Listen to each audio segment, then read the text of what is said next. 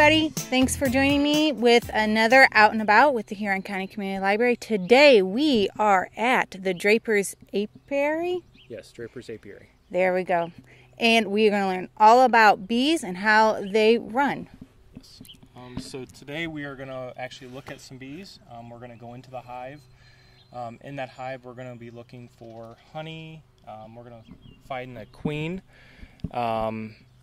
And we're also going to see a bunch of bees. We're going to put on these suits. These suits keep us from getting stung, so they protect us. We're also going to be using our hive tool. This allows us to remove the frames from the hive, and the frame is what the bees are going to be on.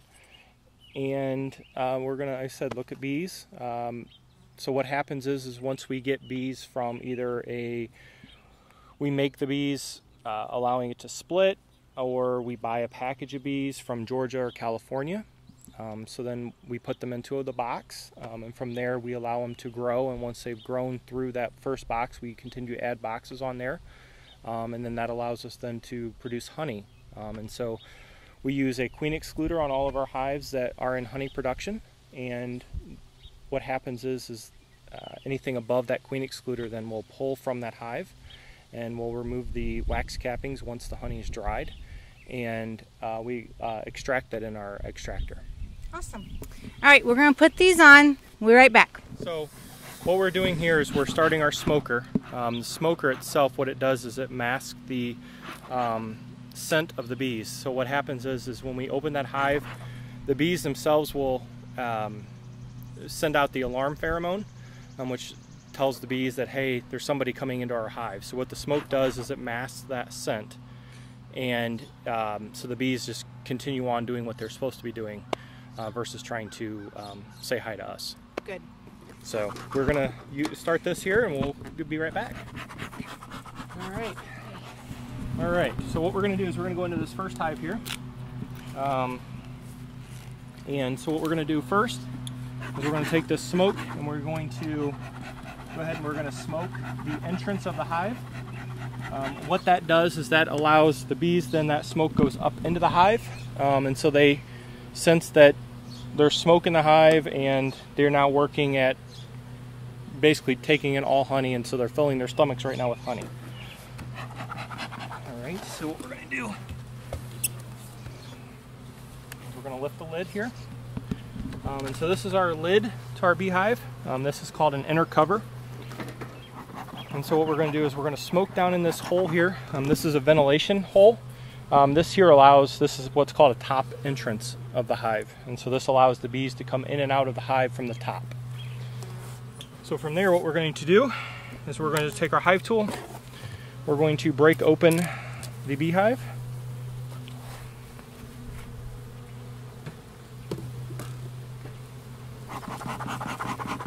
And so we don't have too many bees working here in the top, because the hive itself has not moved up there. So we're gonna pull that.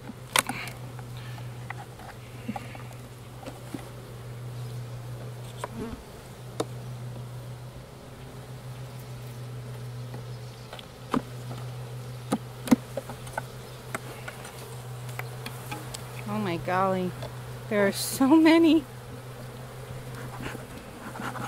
I can honestly say I've never been this close to bees. I usually stay away. So bees themselves, when they're swarming or you find them in nature, they don't want to sting you. They have nothing to protect at that point. Today we're actually in what they have to protect.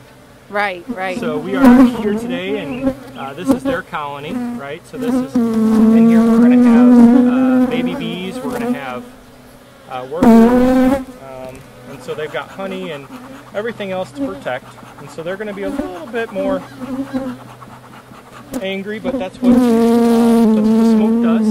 So what we're going to do is we're going to pull out that first frame, and pretty nerve-wracking. What you can see here is, you see all that's sort of looks like water in there. So that is that is all fresh nectar. Can you point that to Yes. the camera? I don't know how much Jared's able to get. And so that's all fresh nectar. And so in there, the bees are bringing in nectar from flowers. After they bring in the nectar from flowers, then they transfer that from the forage bee coming in to the worker bee in the hive. And then she brings it up into a cell and deposits that nectar. And then what happens is once they fill a cell full of nectar, they'll begin drying it with their wings. And so they pass air over that. What they're doing is they're removing moisture from that, and they're turning that into honey. And so then once it's below 18%, they will cap that frame, and then that's fully cured honey. So what we're going to do here is we're going to try to find the queen here today. So we're going to take out a couple more here hive frames and see what we have here.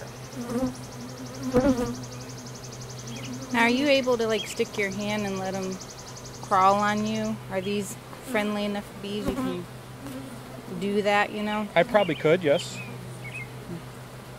Let me find a... So...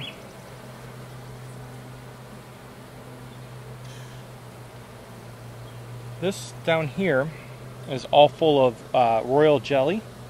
And so based on the size of the cell, these are all going to be drone bees, or the boy bees in the hive.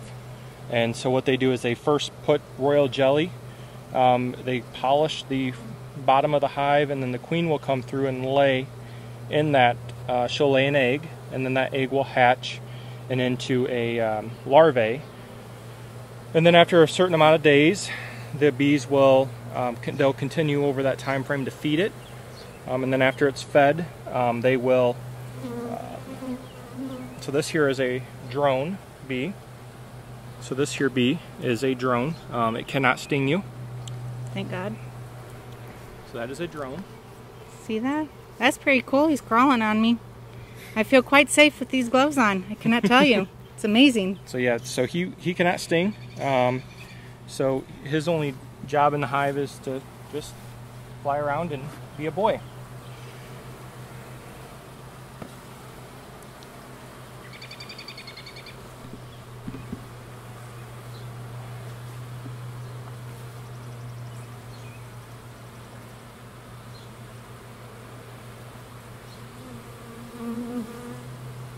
So what we're looking for now is we're trying to find the queen.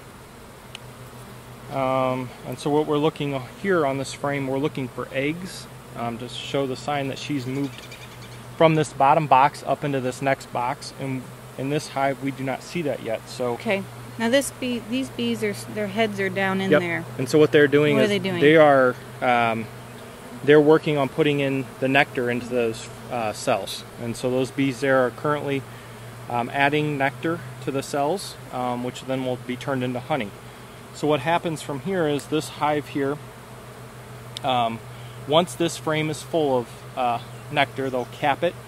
From there, what we'll do is we'll come in, we'll remove this box, and we will take it back and we will remove that wax capping off of the cells. Once that wax capping is off the cells, we'll put that into our extractor. Our extractor then spins those frames, and what happens is that honey then is forced out of the cells and ends up into the bottle that you'll see at the supermarket or the store or wherever you'd buy your honey at.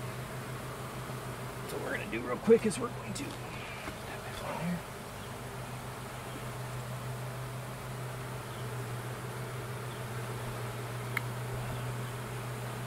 Approximately how many bees are in one of these? There's thousands of bees in this. Thousands of bees. There's thousands of bees in this.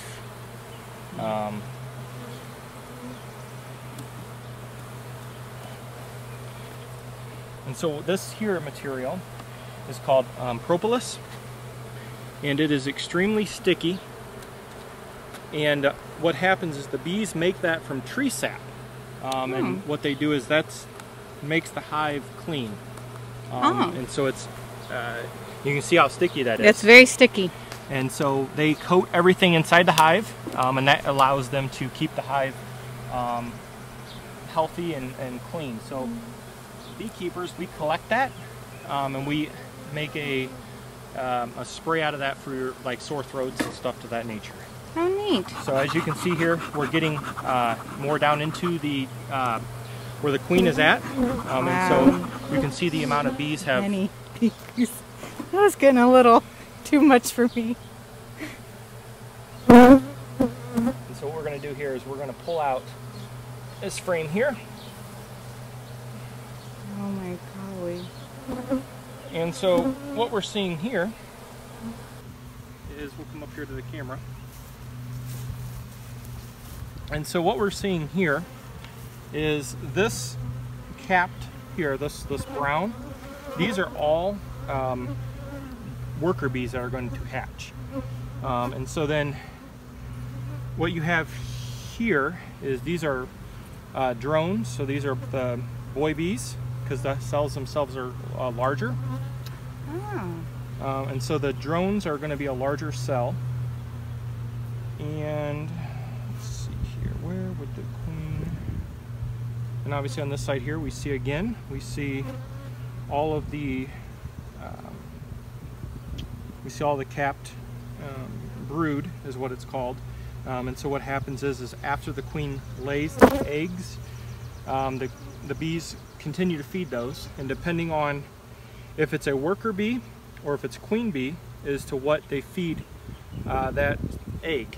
And so here at one point there was a queen cell, so that would have extended down. It looks like a peanut basically on the frame, and what they feed that diet is royal jelly, whereas like a worker bee here, what they feed is just honey at some point. So they feed honey and pollen to those sort of bees. So just trying to see if we could find, so this bee here for instance has just came back in from the field, and you can see the yellow, and that yellow is the pollen, and so that pollen is what they're going to remove from there, and they'll mix that with a little bit of honey, and they'll make what's called bee bread, and then that is feed for the colony themselves. That's interesting. So yep, so she just got back in from, you know, out foraging and finding some fun stuff. There's some more here with some pollen on their legs. So in their little pollen baskets on their legs there, that's where they collect that pollen, and they shove it onto there. So as beekeepers, what we do, we can collect that. So we have what's called a pollen trap, and that would go on the bottom. And when the bees come in, it removes like 1/3 to 2/3 of the pollen off their legs, and then we collect that out of the tray in the bottom. We dry it, and then you can consume that for health benefits. How neat. So let's see if we can find a queen here. There's only one queen per box, is that correct? Typically there's only one queen. Sometimes you can have up to 2, but 99% of the hives only have one queen. How is a queen decided? So the queen is decided by the diet that she is fed. So she is fed strictly a royal jelly diet, and so she is determined by that. And then That's interesting. she is a lot larger than the other worker bees. So these are all of her, basically her sisters. So it's random as to whether what. And so here, for instance, is a queen. So here, for instance, is a queen cell, and this is what's called typically is called an emergency queen cell. Oh. And so what happens is for some reason they do not like the queen, and so for instance down here are also queen cells. I was going to ask if those right there, right? Yep. So these are queen cells here. This one is capped, and this one is got you can see in there, see the white in that cell. So that has a larvae in there. So that's actually going to be a queen. Oh, neat. And so this hive here is getting ready to swarm on me, if it already has not. And so this hive here will produce. Why is that? And so that is honey. That's the honey. Yep. Okay. And so that is called wet capped honey, and because you can see the honey basically underneath the capping. And so if we were to take, for instance, if we were to take that there, that is pure neat. fresh honey. Do you want to try it? Now with the bees all around. You can take that and walk back there and just lick it off the end of that.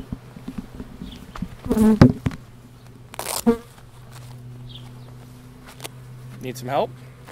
Holding something or another? Here, let me hold this real quick.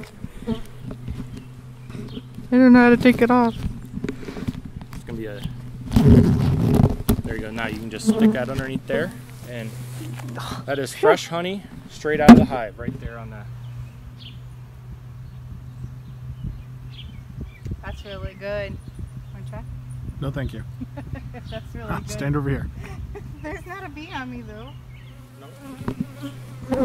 They're getting a little mad because we've had them open for so long. I was about to say it's been a while. Yep. So typically when we do an inspection into the hive, we're only in here for a matter of minutes, and it's just very quick, and we're just really trying to assess the quality, the health of the hive, and to find out that our queen is still present and is laying.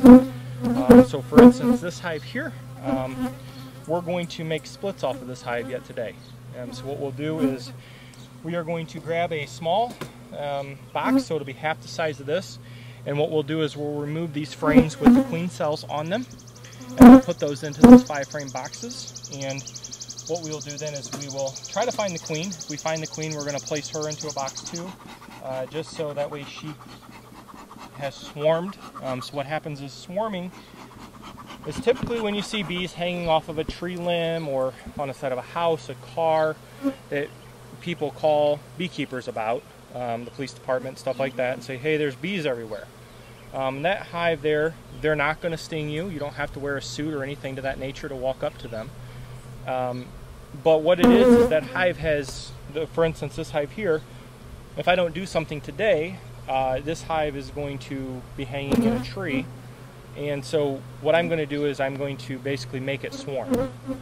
But that hive, it's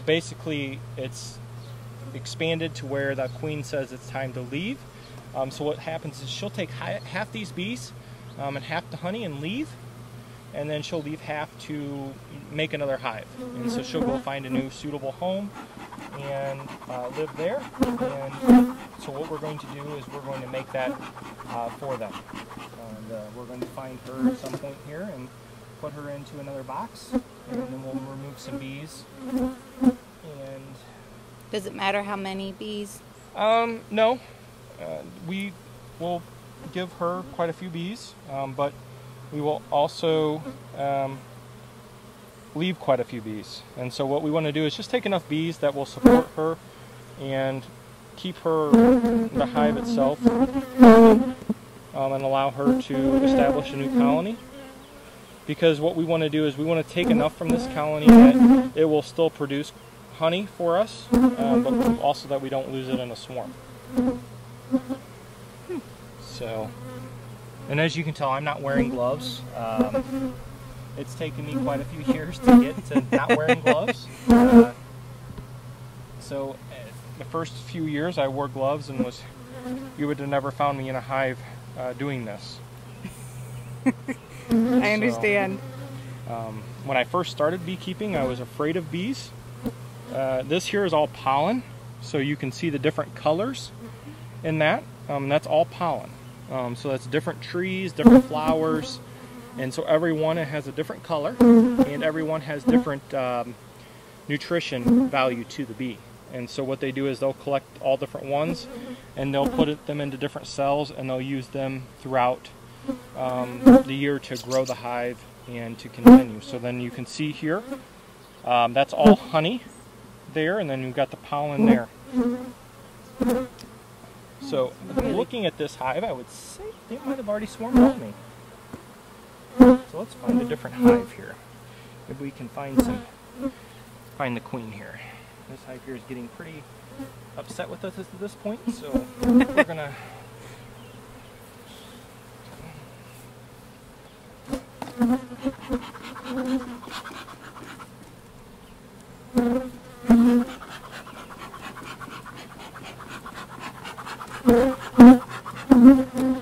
and so again, the smoke, what it does is it masks that pheromone of the bee, so that it does not know that it's time to attack.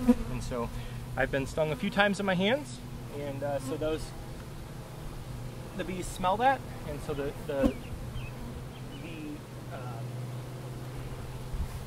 smoke covers that up so the bees don't smell that any further. So we're going to go into this next hive here next to it, and we'll take a look there. Any reason why you've painted them different colors? No. Okay, just curious. Yep, so when we first got into beekeeping, we used white, and then from there we started using different colors. We bought some equipment from a friend of ours that had gotten out of beekeeping, and those hives, he had painted all the fancy colors. And so those colors there you can see now throughout our different hives. So this year has been an exceptional year for beekeeping, and we have had to make quite a few colonies just to stay on top of the swarming and the expansion and the growth that the bees have done this year. So here obviously is just a foundation, and so what happens is the bees will draw beeswax and make the comb off of this. So this gives them basically a blueprint or a guideline as to how to draw, so that way we can manage the hive properly. If we don't put those in there, the bees would draw and comb everywhere, and we wouldn't be able to actually manage the colony and remove the frames and do our inspections and extractions and all that fun stuff.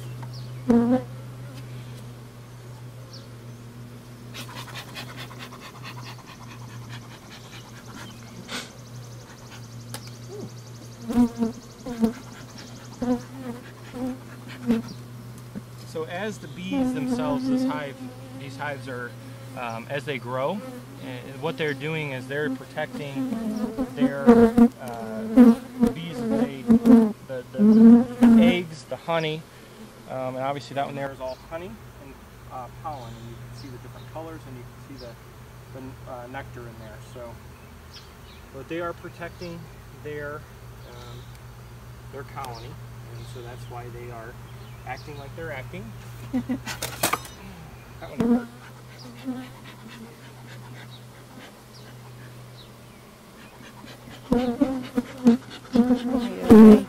Good.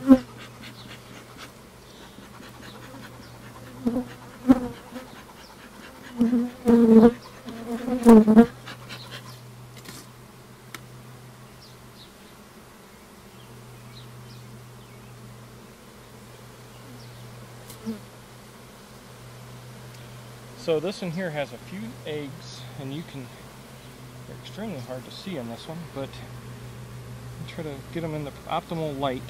But on that black there, you can see little white dots, and those little white dots are the eggs that the queen has laid. So we know that there's a queen in this one, and now it's just a question of trying to find her so we can show everybody the queen.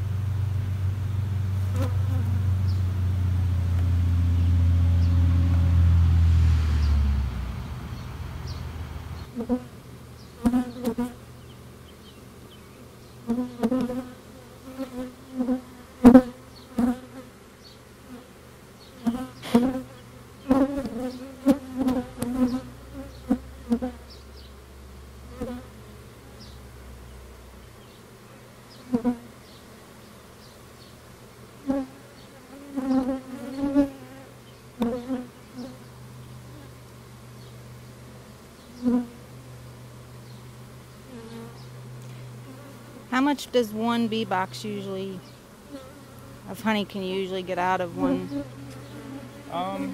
Typically you get about 100 pounds of honey a year, depending on the area that you live in. Depending on, like last year for instance, we had a really cold spring, and when we got the snow in May, it killed a lot of the trees and stuff that bloomed. So that affected how much honey we got.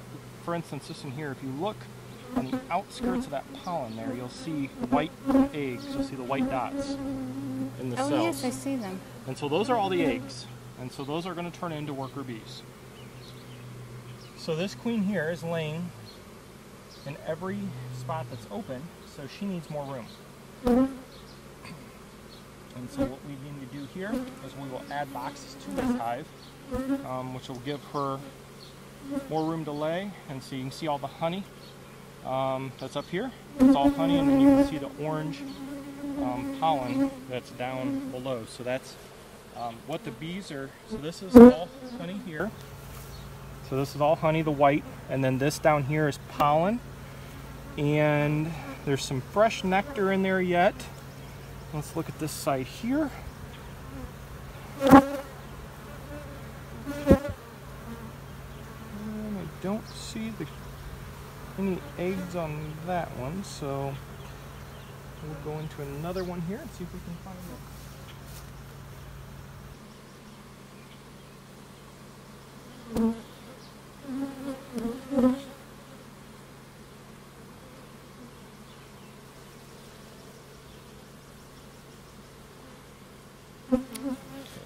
That one there is all nectar. Oh my golly. So that's all honey on both sides, and you can feel, let me take your microphone there for you real quick, and you can feel how heavy this is. Oh, I just smashed bees. You're good. You're okay. So You're okay. No, you're fine. So you can feel how heavy that is. That is heavy, yeah. And so there's 10 of those in a box that we produce honey in. So that box there will have 10 of those. So that box will weigh, approximately about 100 pounds. When it's full of honey, you're looking at about 100 pounds. So right now there's it's called the mite, the varroa destructor mite. And that's what's harming the bees. And so we do what's called an alcohol wash. And so what we'll do is we'll go into a hive and we'll test monthly. And what we do is we test the bees. We'll pull out a cup of bees from the hive. We'll make sure the queen's not in there. And we'll get down into the brood chamber and we will shake them in alcohol. Unfortunately, there's no way to do it really effectively without killing the bee, but you'll kill about a cup of bees. But what we're looking at is to see how many mites are in this colony.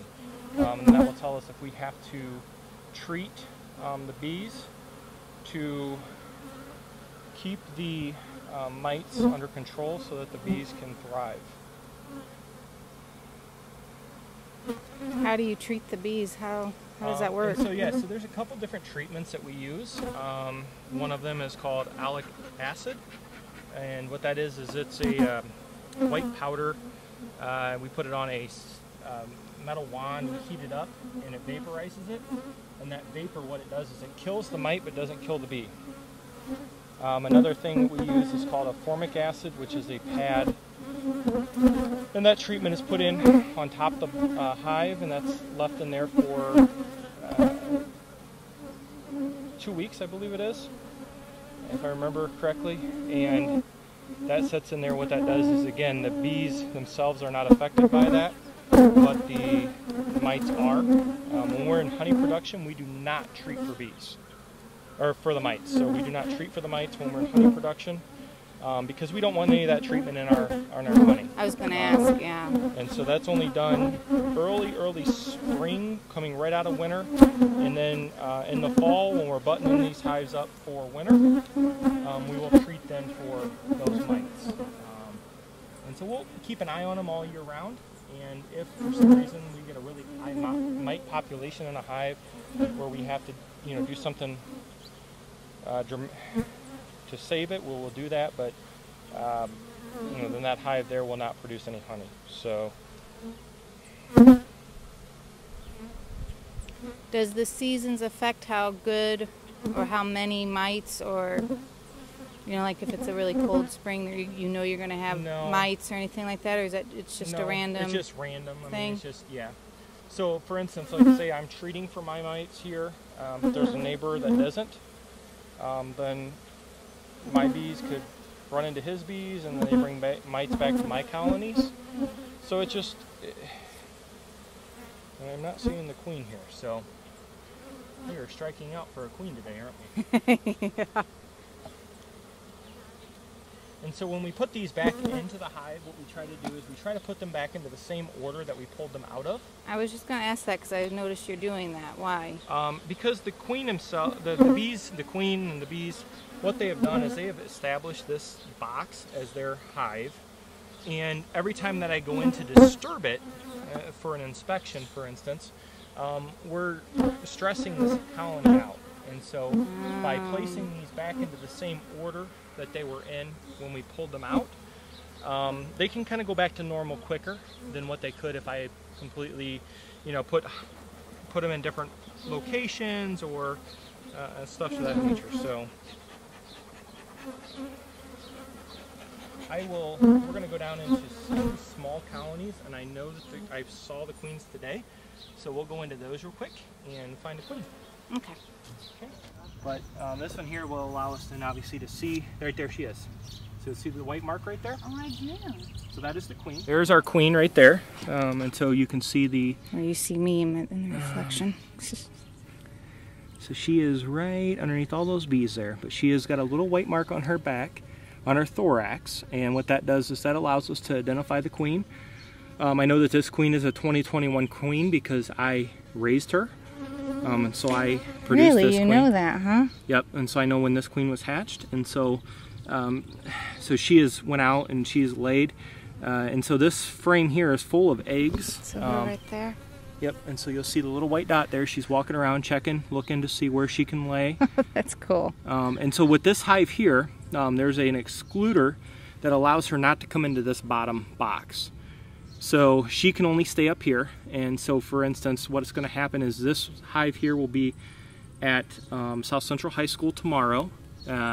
We'll be there at the South Central Craft Fair, and so this hive will be there. People can stop by and see it. This hive here, what I can do is lock the bees in so they can't fly, and so people can come up and look at it and they're safe. Awesome. And so this one here we're going to take to demonstrations and stuff to that nature. So it's really interesting, and you can see the bees are coming in and out right now of their little entrance here. And so this is how they are going to get in and out. And so tonight what I'll do is I'll come in after dark and the bees are all inside. I'll close it up and lock it, and that'll keep them in there. And then the queen, she'll stay above there and walk around and look around and find places to lay, and everybody can, you know, look at her and find her. That's neat. Okay, we are done with the bees out there, but we still need to find out how we harvest the honey. So we are going to be taught. So after the bees have filled the boxes with honey and they've capped them, then as beekeepers what we do is we remove those boxes. So we use what's called an escape board, or we use fume boards, and the escape board, what happens is at night the bees leave the honey and they go back down into the egg where the eggs and the queen are at to keep her warm. And so they cannot then come back up into the honey boxes. The fume board, that works in about 15 minutes, and we spray something that smells like licorice on there. And we set that on there, and with the sun, it drives that smell down into the hive, and the bees will leave the honey, but they won't leave the eggs and the queen. And so they'll empty those. We might only have about 5 bees. We go out, we'll pull all those, we bring them back here. Once they're back here, what we do is we have to remove that wax capping. So that wax capping tells us that that honey is dried below 18%. So we remove that, and then after we remove that, we put it into our extractor. And we fill up our extractor, and once it's full, we turn that on. We run it for about 20 minutes, and what that does is that the force of the spinning forces the honey out of the bee's comb, and it goes into buckets, and then from there then it's strained to remove any sort of like wax or bees, or if a frame broke we might have some wood or something, so it removes all of that. It leaves us with pure honey, and then from there it's bottled. Awesome. How long does it normally take you? Extractions will normally take about 2 to 3 days. And that's because when we pull, we're pulling anywhere from 20 to 30 boxes. And so when we bring in honey, we're bringing in a lot of honey.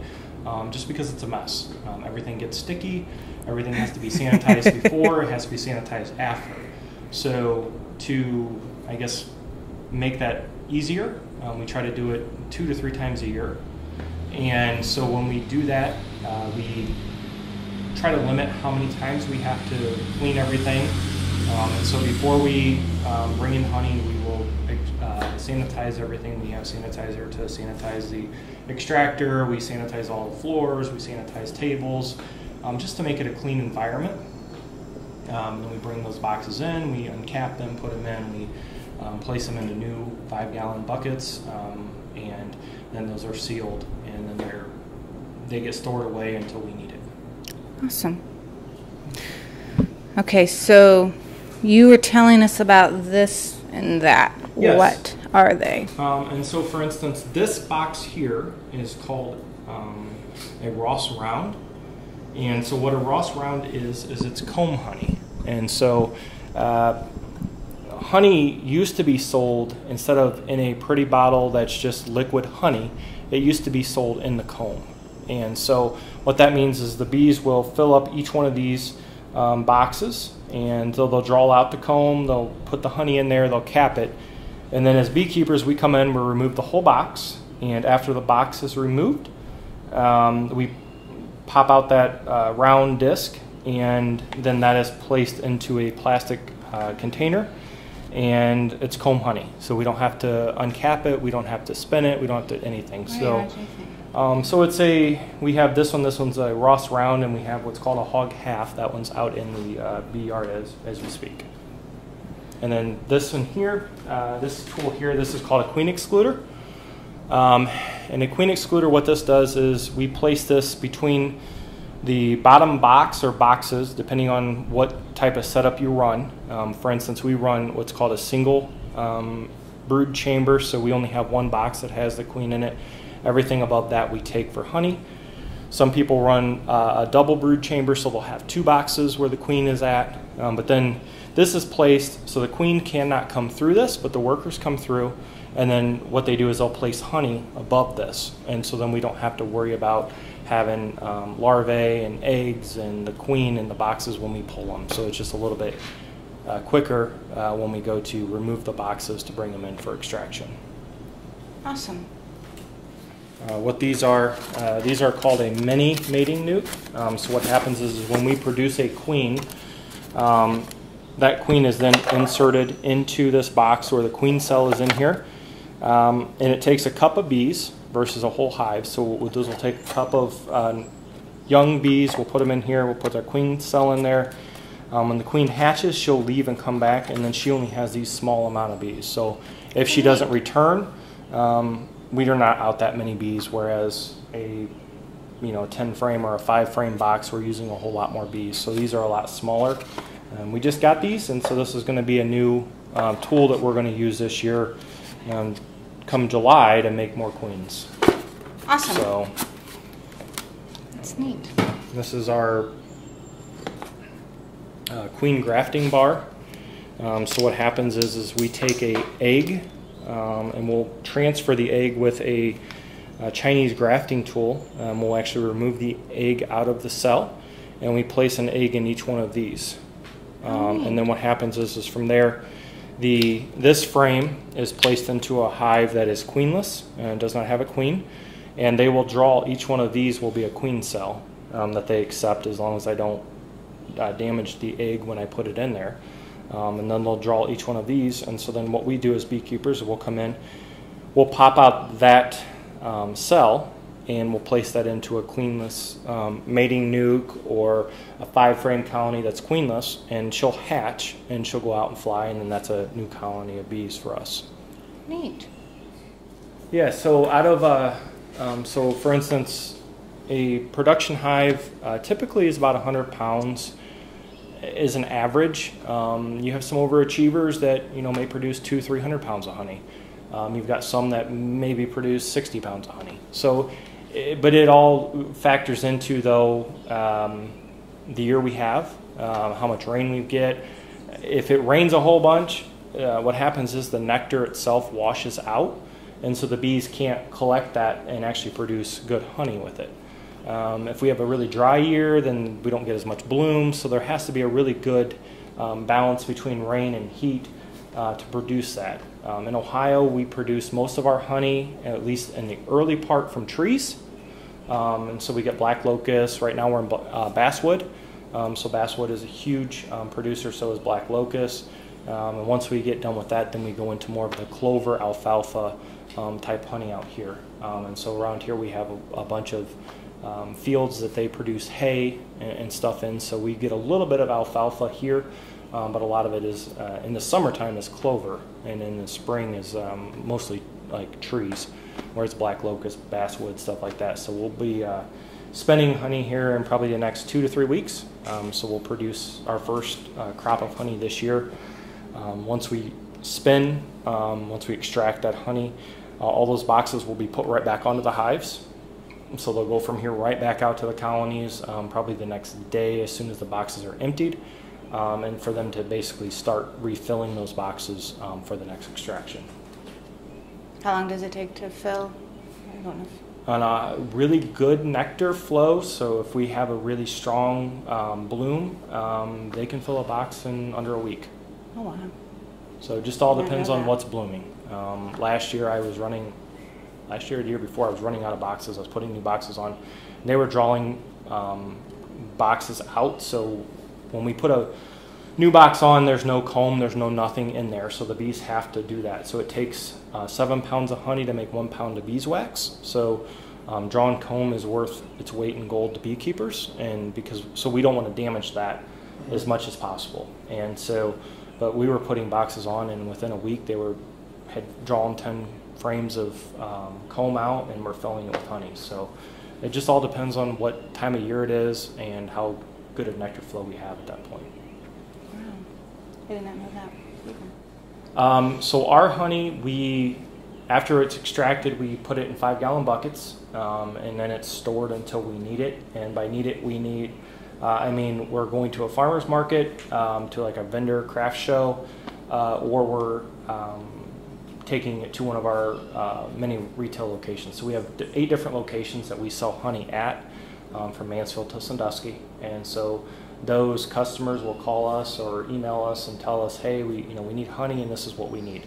When I got into beekeeping, we were just doing honey. Lots of people do just honey. And so the question was, what else can we do besides honey? And so we do creamed honey.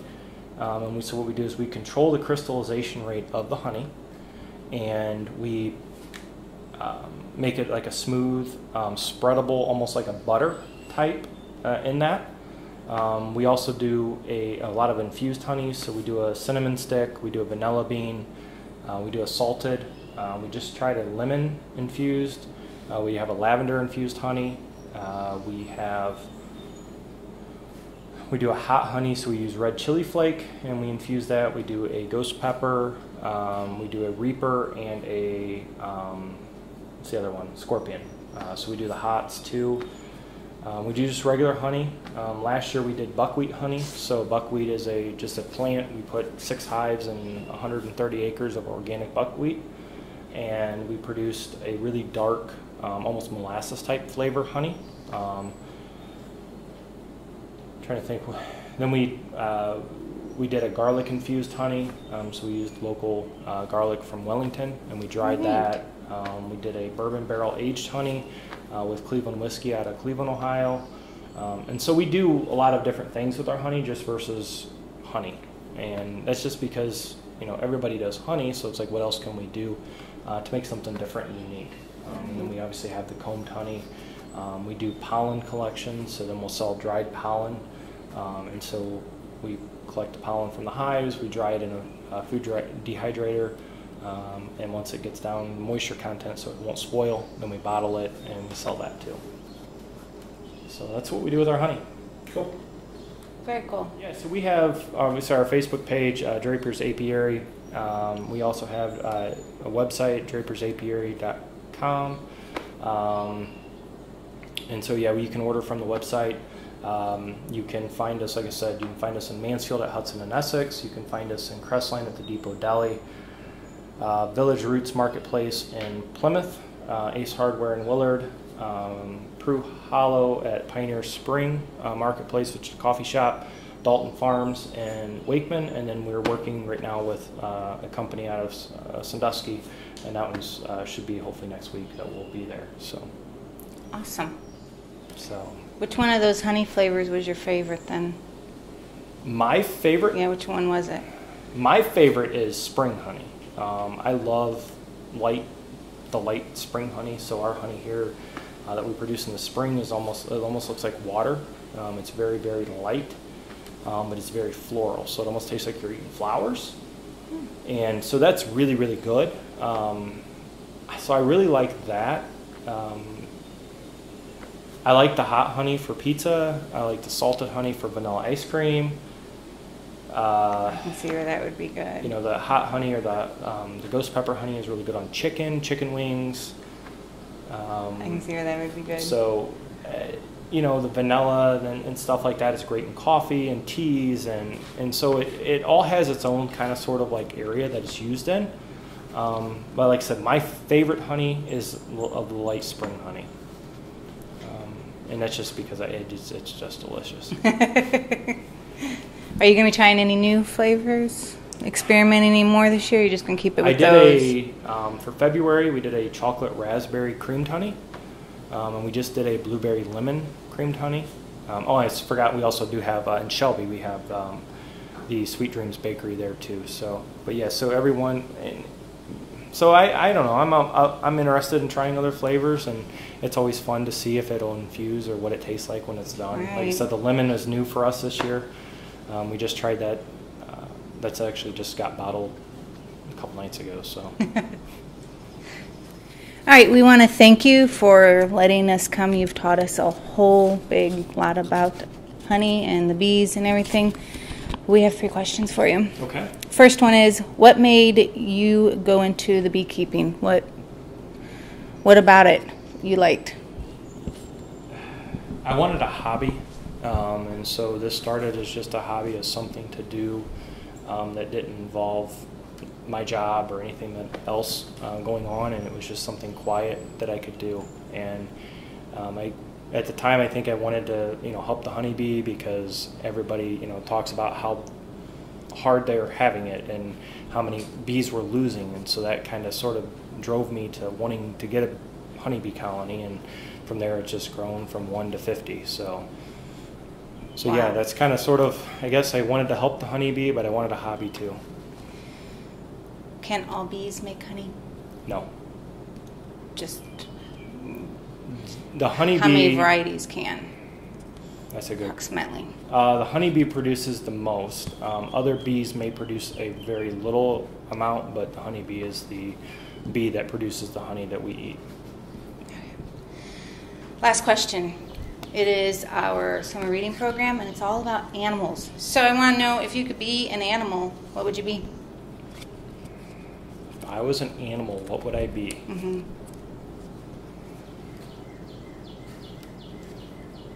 There's so many fun animals. What would I be if I was an animal? I don't know. It's like a toss-up between like a bear and a deer. They're very different. They're very different. But like they both live in nature, and they both kind of do their own thing, and I don't know. That's a really hard question. There's so many cool animals. Would you like me to ask you what favorite insect you would be? My favorite insect, I would be a bee and an insect, right? I mean, and just because how well they all work together, and they have one goal, and that's to survive and to produce for their colony, and that's just amazing. So, yeah. But as a animal, I don't know. I think I'd be a deer, maybe a bear. I don't know, buffalo. I mean, there's so many cool animals. Well, we want to thank you again so much, and you can find them on the internet, yes, right? So we have Instagram, Facebook, we have a website, Draper's Apiary on Facebook, Instagram, and drapersapiary.com on the internet. All right, thank you guys. Yep. See you guys next time. Bye.